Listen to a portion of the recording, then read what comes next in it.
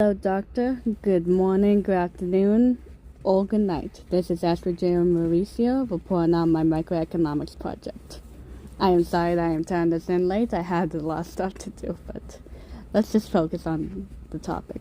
The topic I have chosen is especially modern, and I can assure you that at least 10% of the world population is trying to sustain this, and that is creating your new and own business. Everyone wants to be their own CEO, and everyone feels like that not every place is able to sustain their needs, wants, and hours that they specifically want. That's why there's such a hype on trying to get their own business off the ground and being able to be their own person and getting money from a hobby that they love. My mother is one of these people. Back in 2024, she started her new business, Lovely's Fashion and Accessories, and I'm going to talk about the highs, the lows, the fall, and how it's going, and most importantly, how microeconomics can be correlated to its lifespan.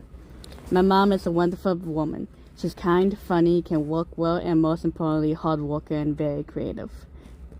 Every time I messed up on a cooking recipe, she was always able to make it into a lovely and delicious meal.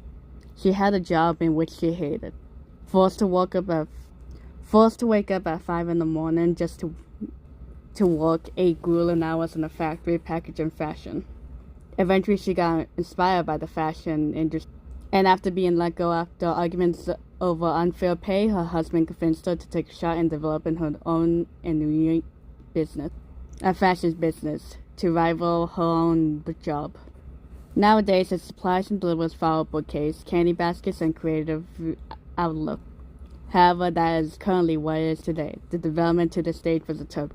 She started small, selling handcrafted bracelets, all designed for the clients.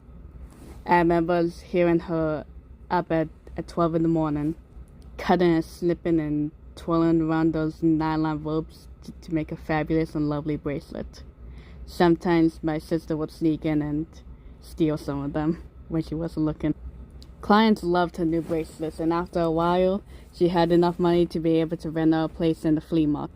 However, she did a mistake I can recall almost every first-time business owner does: be unable to balance labor costs and sales. The place was giant and just bracelets wouldn't be able to fill it, so she started buying lines of clothing and toys to fill it, costing her a small fortune, but she was convinced that it would be able to balance out. It did not, unfortunately. A few people come by, but it was not enough. We had a high supply, but a low demand. In the end, we ended up with a negative labor cost. This, however, did not stop her. Instead, she decided to rent a real store, run a small street that is able to be perceived and shown by the usual customers.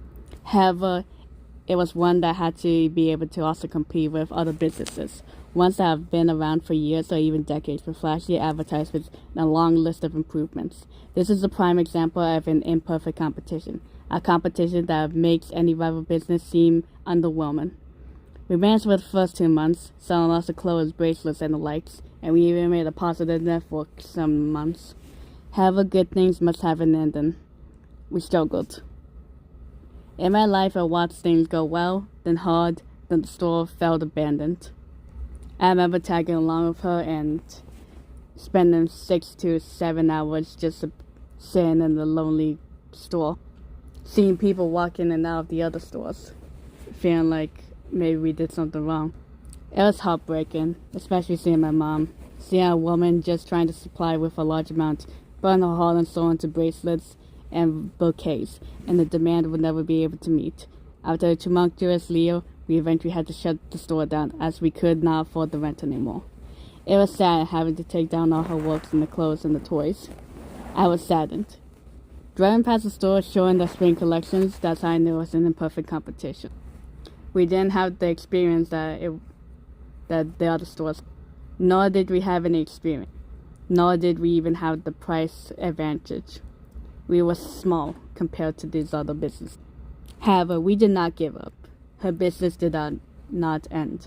While not physically around, she runs a service, delivering handmade gift baskets containing her bracelets, some jewelry, chocolates, and bouquets of silk roses, ones that would never wilt.